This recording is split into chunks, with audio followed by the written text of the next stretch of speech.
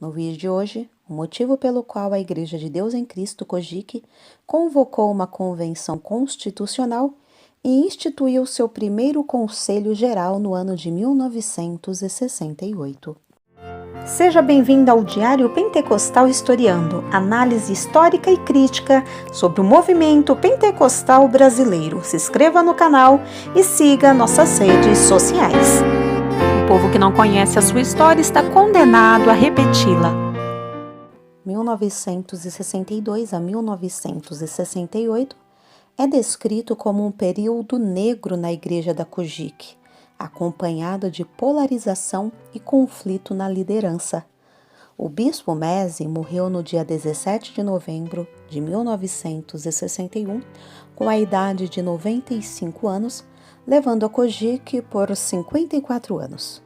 Como fundador, Bispo Mezzi exercia autoridade sobre questões de política eclesiástica. Após sua morte, de acordo com a Constituição da Igreja de 1952, o controle da Igreja seria revertido para um Conselho Executivo dos Bispos. A autoridade investida, a Assembleia Geral em um Conselho Executivo, era composto por 12 bispos. A Constituição COGIC, naquele momento, não especificamente delineava um sucessor claro ou uma autoridade desse Conselho Executivo dos Bispos após a morte de Charles Howison Mezzi. Abe McEwen foi eleito presidente do Conselho Executivo e O.T. Jones foi eleito bispo sênior pela Assembleia Geral por causa da sua antiguidade. O bispo O.T. Jones era pastor do Templo Sagrado COGIC na Filadélfia e bispo jurisdicional da jurisdição Commonwealth na Pensilvânia. O.T. Jones foi bispo vivendo apenas entre os 5 bispos originais consagrados pelo bispo Mezzi. O bispo O.T. Jones assumiu a liderança como bispo sênior. Porém, em 1964, o desacordo entre a autoridade do bispo sênior e da diretoria executiva, liderada pelo bispo Abe McEwen, na FIV de Seven, Santa Convocação, fez com que facções desenvolvidas dentro da organização, decisões executivas e administrativas foram sendo feitas tanto pelo bispo sênior em conflito com o bispo Abe McEwen e vice-versa.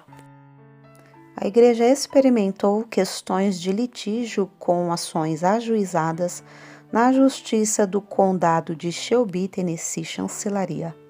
Esta foi a responsável de resolver a autoridade legítima da denominação. O tribunal ordenou à Igreja de convocar uma convenção constitucional em fevereiro de 1968. A Convenção Constitucional, elaborada e aprovada, uma nova Constituição, que foi dissolvido tanto o escritório do Bispo Sênior e também da diretoria executiva.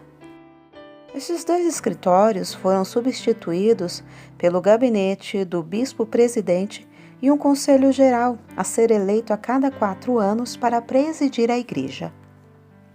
A Assembleia Geral foi a autoridade suprema sobre a Igreja para decidir sobre questões de fé e prática. Então, em 14 de novembro de 1968, a Assembleia Geral da COGIC elegeu o primeiro Conselho Geral e bispo presidente da Igreja. A gestão do primeiro Conselho Geral ocorreu entre os anos de 1968 e 1972, contendo 12 integrantes, dentre eles o bispo presidente D.L. Patterson, o primeiro assistente do bispo presidente J.S. Bellet e o segundo assistente do bispo-presidente, S.M. Croite. Vários bispos discordaram de uma nova estrutura organizacional e romperam os laços com a COGIC, para iniciar suas próprias organizações. A fenda mais notável ocorreu em 1969, quando 14 bispos reuniram-se em Evanston, Illinois, para formar a Igreja de Deus em Cristo Internacional. Discordaram do processo eleitoral na escolha do bispo-presidente. O bispo Lloyd Jones, no entanto, não deixou Kojik. Ele permaneceu o bispo jurisdicional da Commonwealth, na Pensilvânia, até a sua morte, em 1972. Kojik continuou a crescer e, em 1973, a igreja legou uma associação mundial de cerca de 3 milhões.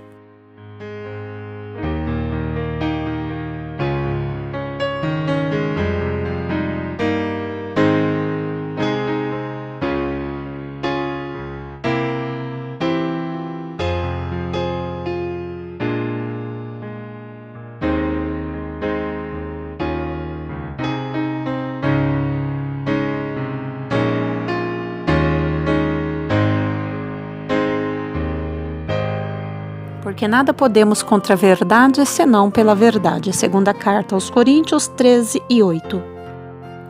Se você gostou do conteúdo deste vídeo, se inscreva no canal, deixe o seu joinha, compartilhe e ative o sininho para receber do YouTube as notificações dos novos vídeos.